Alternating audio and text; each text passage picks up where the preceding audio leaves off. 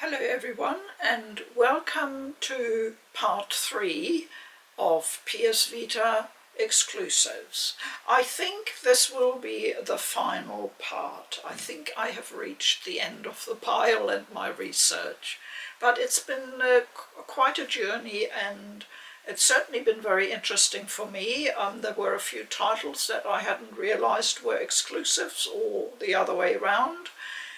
So let's continue on our journey, and once again I just want to make clear that this is not a selection of the best Vita games or Vita games I particularly like.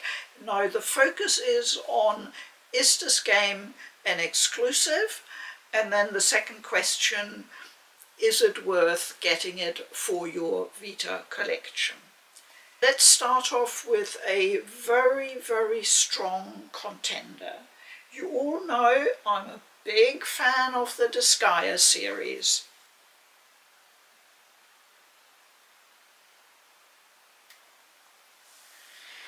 Disgaea 3, Absence of Detention. Now I can hear you say, whoa, wait a minute, Disgaea 3? That was already on the PS3. Yes, but this is the PS3 version. Disgaea 3, Absence of Justice. Note that the title, the subtitle, is different.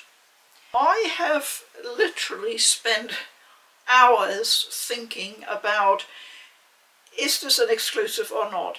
I first put it in the non-exclusives file, and then I thought about it and did some more research, and I decided that on balance I would classify it as a different game and a true exclusive, because you cannot get this exact game on the PS3 or any other platform.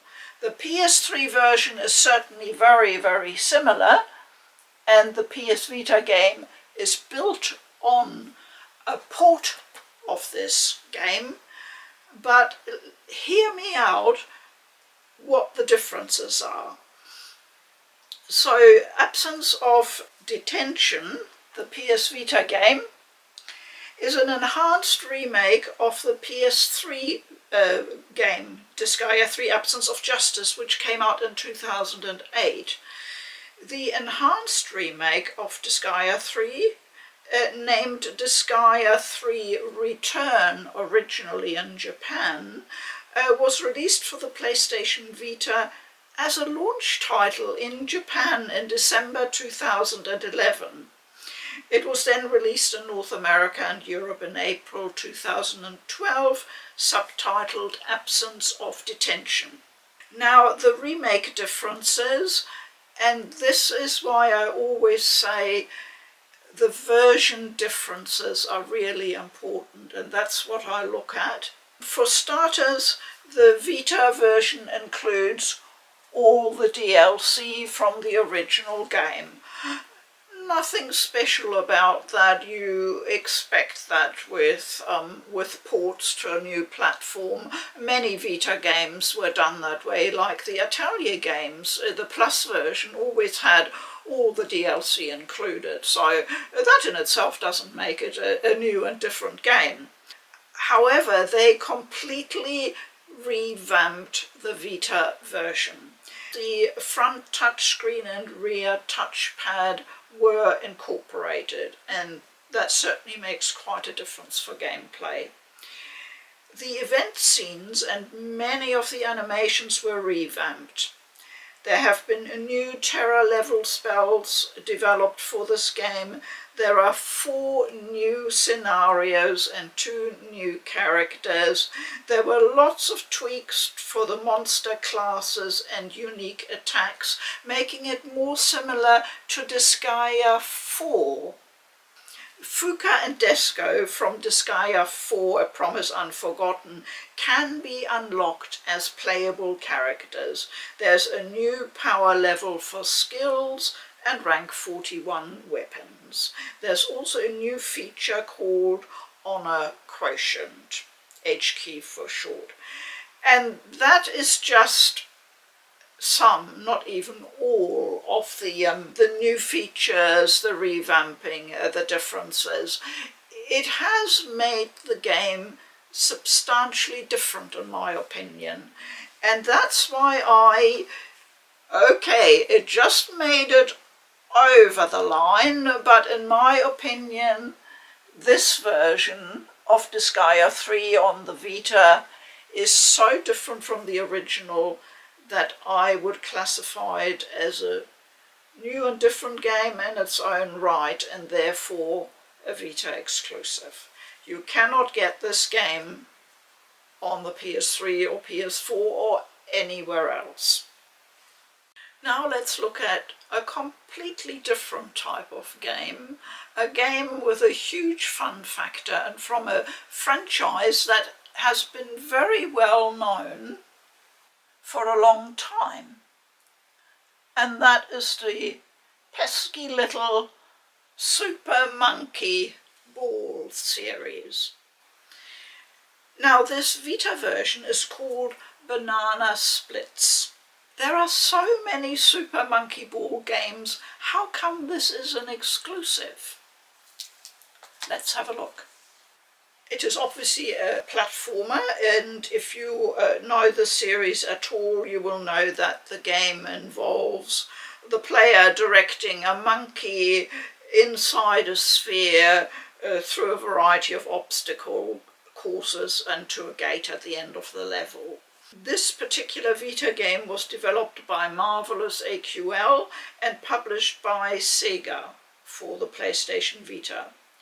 The game was released early on in the Vita's lifespan in June 2012 in Japan and October 2012 in Western regions. Reviews were mixed. The game did not perform well commercially and was the last entry in the series to be released on a dedicated video game console. So there's another bit of history here.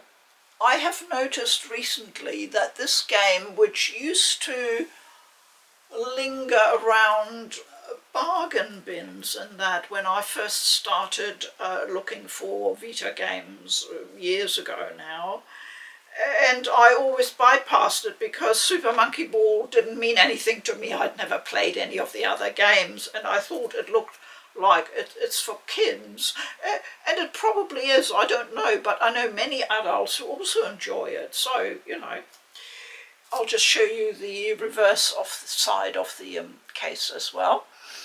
Now this game I have noticed, because I keep an eye on the online second-hand trading sites, the price has been slowly creeping up, and it is now commanding sometimes fairly respectable prices, good copies. So if you're at all interested and you have a Vita and you want this game, either for yourself or your children, I would say go out and get a copy. Don't wait too long because I think supplies are dwindling. Next up I have two shooters.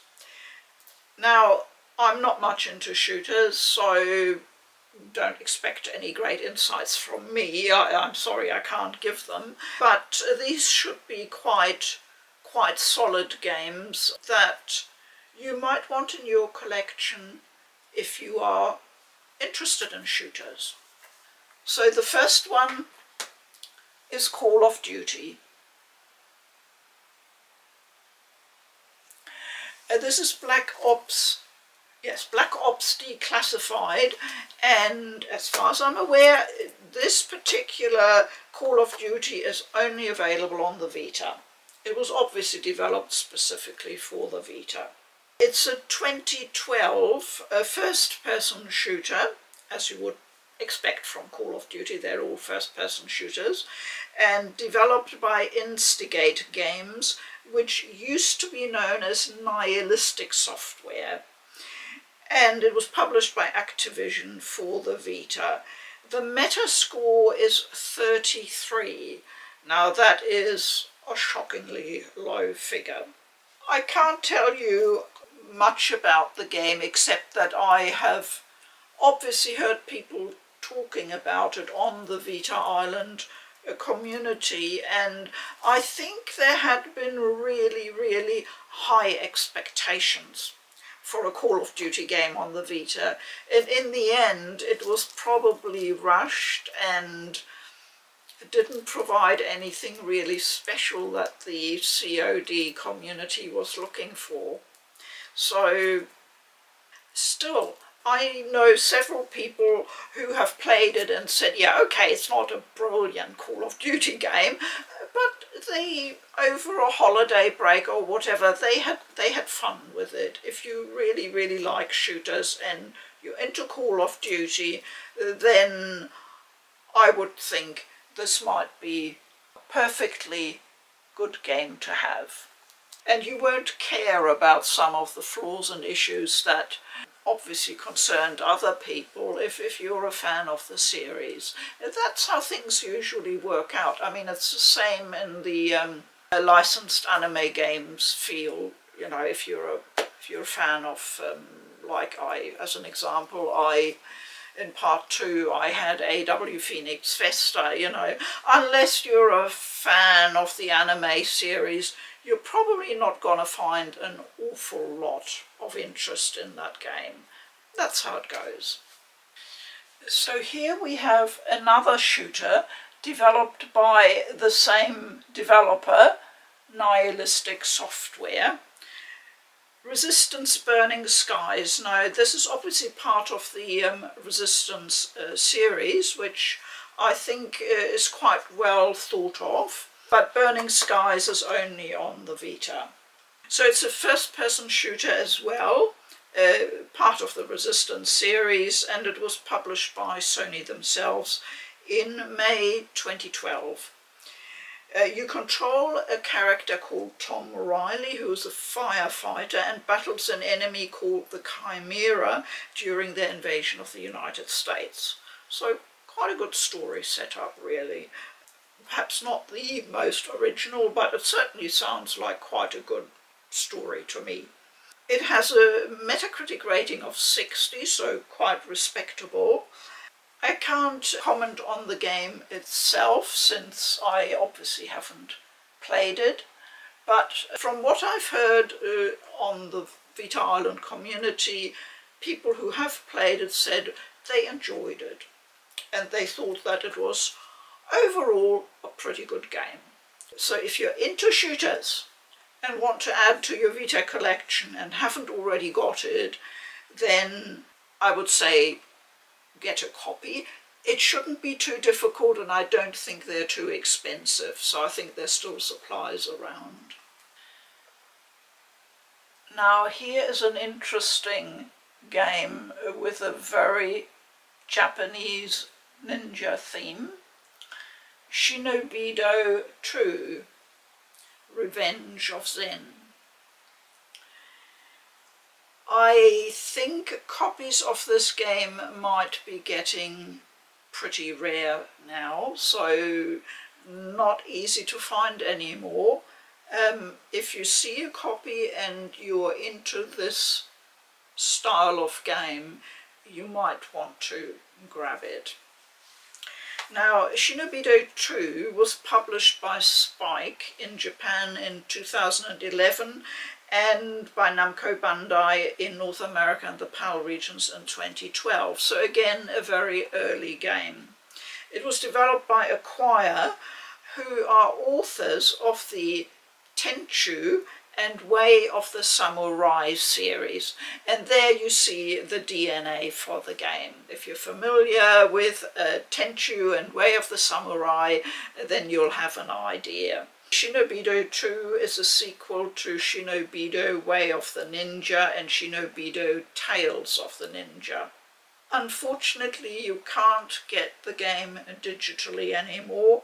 It was removed along with its DLC, that's quite unusual, from the PlayStation Network store in 2016, most likely due to the license expiring from Bandai Namco. So if you're interested in this game, then hunting down a physical copy is now the only way. It has a Metacritic rating of 55. Users have rated it 66. The critics bemoaned technical flaws and repetitive levels. However, many users stated that it is imperative that you take your time with this game to learn how the game works, and that will make it rewarding. Now, I suppose you could say that might apply to any game that's worth taking the time over, but that's just a bit of an idea of what might be involved in playing this game. So it doesn't sound like one that you just pick up and play a bit and have a bit of fun with. No, I think this sounds like there's quite a bit of effort involved. Now here is a game franchise that not many people think about when you talk about Vita exclusives, and that is the Invizimals franchise. I'm sure you've seen the games around, I'm sure you've heard about it. The franchise itself is not exclusive to the Vita. It's been on many other PlayStation platforms, in particular on the PSP. But these two, which are later games in the series, the Alliance and the Resistance, are both, surprisingly, exclusive to the Vita. Well, I couldn't find any trace of them being available on another platform. You can usually pick these up for a £5 somewhere, if you're lucky. Now, the Alliance came out in Europe in October 2013, and in North America not until the next year, 2014. The Resistance was then the last one in 2015. Now, as far as I'm aware, the first games in the Invizimals series used the augmented reality cards, those AR cards, which really should come with the games ready to use. But of course, once you buy a game second-hand, the cards are usually missing. I had that situation with one Invizimals game, and it was incredibly annoying because you either have to make your own, which means downloading a template and then printing it off and making your own card, and I'm not very good at that sort of thing, you know, and you're sitting there doing this when you'd rather be playing the game, so that's not ideal. However, these two games, they in the end produced a series without the need for using the AR cards. The Invizimals franchise was developed by a company called Novarama, I think they might be Spanish, and was published by Sony themselves. The series originally began in 2009 on the PSP and had a lot of toys and merchandise as well associated with it. I always got the impression that Sony was trying very hard to establish a franchise that might rival in popularity something like Pokemon, and of course we know that didn't eventuate. The Invizimals games are usually considered to be very suitable for children, because in the end it's all about monster collecting, training and battling, rather like Pokemon. Whether you have as much of a world and story with it as you do with Pokemon, I'm not quite sure. I've dabbled a little bit, but it never quite held my interest. But the monsters certainly are cute, and the graphics in these later games are quite nice. So I wouldn't pass them by. If you're keen on having exclusive games in your Vita collection, then don't be too proud to own these. And if you have children in your family, in your wider family, then this is always a welcome diversion. So to finish my look at PS Vita exclusives, I want to mention two games. One a very weak entry, one a very strong entry. Unfortunately, I have a physical copy of neither, so we'll just have to make do with the cover art image. The first game I want to mention is called Reality Fighters. It was an augmented reality game developed by Novarama, the people who also made Invizimals, and was published by Sony. It's a fighting game in which players can take photos of themselves, and using the game's editing tools they can become a video game character. I haven't heard anything very good about it. I never bought it because it simply is of no interest to me whatsoever, really. From the descriptions and feedback I've heard, it sounds more like a tech demo to me than a real full-fledged game. Please take that with a grain of salt. I don't know much more about the game. I usually see copies around here selling for under $5. There seem to be plenty of them around. I might pick one up one day just to have it, because it is an exclusive. But it looks to me like so many of the early games trying to push the special features that the Vita offered, the ones that Sony obviously thought would be thrilling the general public. They didn't, did they?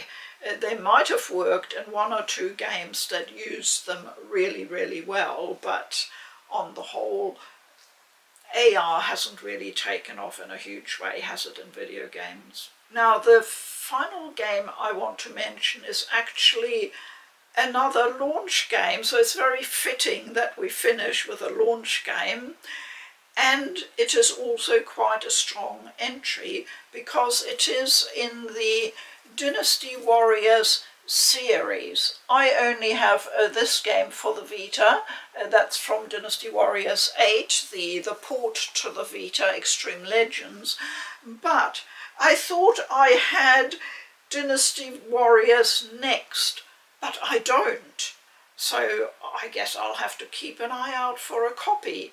Dynasty Warriors Next, obviously developed by Omega Force and published by Koei, like all the other Dynasty Warriors games, was developed as a Vita launch title and was released along with the console in all regions. Now, you will all be familiar with the Dynasty Warriors series, what they're about. It's what's called Musou Combat, which I find actually quite enjoyable. I like it, and I seem to get along just fine with it. What I don't get along with is those tiddly complicated maps. I always get lost, I'm afraid. It has a Metacritic score of 67, so very respectable, and users rated it 75. It's clearly a game that found favour on the Vita, so I think this is a good point at which to finish this series of Vita exclusives. Exclusives in 2020, when the Vita is already a legacy console and Many of the games that first appeared on the Vita have moved on to other platforms, often made a successful transition to the Switch, especially visual novels, or were remastered for the bigger screen. I'm thinking of games like Tokyo Xanadu and the Trails of Cold Steel series. Games 1 and 2 were first released on the Vita. I hope you enjoyed this look at Vita exclusives, that it's given you some information and ideas with regard to your own collection ambitions, and I look forward to your comments and your experience with collecting for the Vita in our weekly chat. Please keep well. I'm Food for Dogs. Bye bye.